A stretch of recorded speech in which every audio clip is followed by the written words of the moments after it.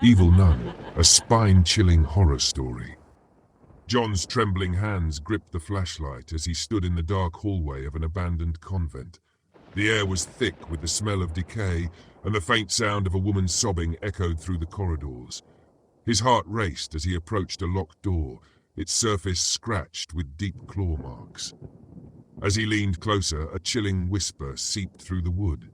"You shouldn't have come here, John." The door creaked open on its own, revealing the shadow of a figure in a nun's habit, standing motionless with hollow, glowing eyes. Main story.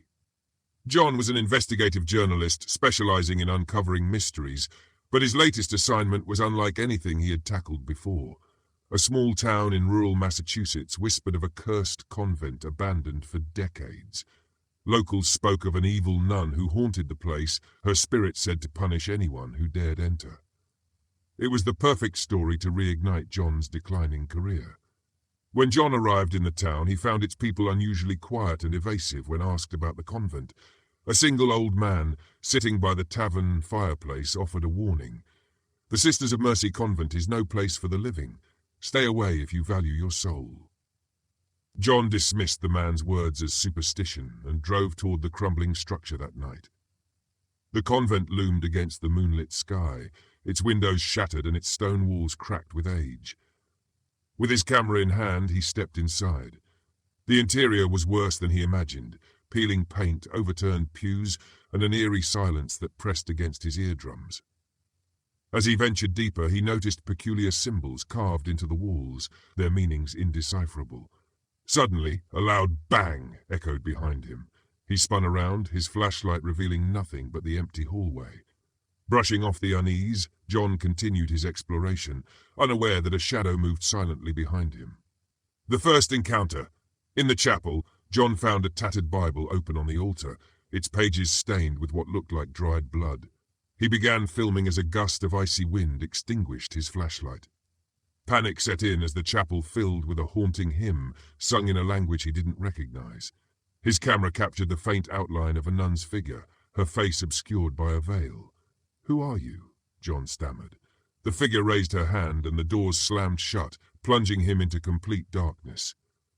The town's dark secret. Barely escaping the convent, John returned to town, shaken but determined to learn the truth. He cornered the old man from the tavern, demanding answers. Reluctantly, the man revealed the sinister history of the convent. Years ago, a nun named Sister Abigail became obsessed with dark rituals. Believing she could commune with higher powers, she performed a forbidden ceremony that led to the deaths of her fellow sisters. The church condemned her actions and she was executed, but her spirit remained, vowing revenge on anyone who dared disturb her. Despite the warning, John decided to return to the convent, convinced he could debunk the story. This time he brought more equipment, motion sensors, night vision cameras and a recorder. As the night unfolded, the sensors triggered without explanation. The recordings captured faint whispers. "Why have you returned, John?" Doors slammed, shadows moved, and then John saw her. Sister Abigail stood at the end of the hallway, her face pale and her eyes burning with fury. Before he could react, she lunged toward him. A sudden escape. John managed to escape the convent, but realized he wasn't alone. The entity had followed him. Strange things began happening in his home. Objects moved, mirrors cracked, and disembodied laughter filled the air. Midway through recounting his horrifying experience, John pauses to say, "Before we continue, if you're enjoying this story and want more chilling tales, don't forget to subscribe to Jitsa Story YouTube channel. Your support keeps these stories alive, unlike me right now." Determined to end the nightmare, John sought help from an exorcist.